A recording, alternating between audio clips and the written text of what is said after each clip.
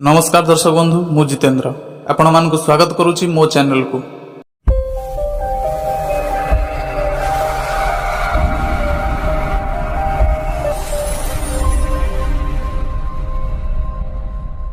विश्वर महान काम करने को हेले बयस सीमा दरकार पड़े ना कहीं ए विश्व सब वयोज्येष्ठ मनीष महान काम करना एमती भी मनीष अच्छा बयस कम होई मध्य बहुत महान काम करिसंती। तेबे आसंतु आज मु आपन को एमिति केतोटी मनीषक विषय रे कहिबी जे कि कम बयस रे भी बहुत महान काम करिसंती। नंबर 1 सिकंदर। सिकंदर एमिति एक राजा थिले जे कि 20 वर्ष बयस रे राजगादी प्राप्त करिथिले आउ तांको 27 वर्ष होला बेलकू से प्राय अधा दुनिया को जीति जाइथिले। सेति पई सारा दुनिया रो लोक माने राजा सम्राट को सिकंदर महान नाम रे जानिबा को पाइथिले। Number 2 Michael angel.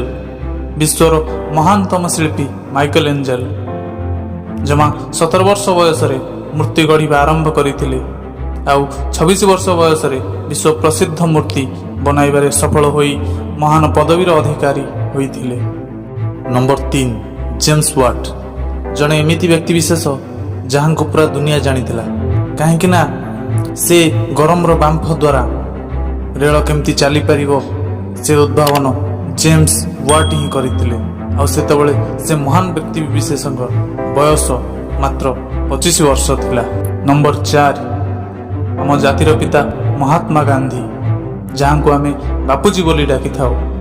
बापूजी को नाम आज सारा दुनिया रे सारा विश्व रे सम्मान सह लोक माने नेउचंती कहीं ना से 24 वर्ष बयस रे दक्षिण आफ्रिका रे रंग भेदभाव पई विरोध करिथिले आउ सत्याग्रह करिथिले आउ परे परे भारत को स्वाधीन मध्य कराइथिले।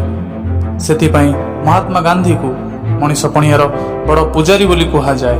नंबर 5 रविंद्रनाथ टैगोर जे कि गीतांजलि भली पुस्तक लिखिथिले सेति पई तांको समस्ते जानिछंती। 18 वर्ष बयस रे से ही पुस्तक लिखिथिले जेउथि सारा भारत वर्ष रे एक महान कवि भाव से निजको निजे परिगणित करि परिथिले। परे रविंद्रनाथ टैगोर को एई भली पुस्तक रचना पई तांको नोबेल पुरस्कार सम्मानित करा जायथिला। दर्शक बंधु सेति पई महान लोक माने कहिसंती जे पर्यंत लगाम न लागिछि से पर्यंत घोड़ा दौड़िबा शिखि नाही जे पर्यंत गरम रो प्रभाव इंजिन रे न पड़िछि से पर्यंत इंजिन भी चली न थाए जे पर्यंत अंधार भीतर को न जाइछ से पर्यंत आलोकर प्रकाश तुमे मध्य पाई परिबो नाही। ठीक सही परी कौनसी मनीष से पर्यंत महान होई परिबनी जेउ पर्यंत एकाग्रता समर्पण आ इच्छा शक्ति मन रे आनी न थाए।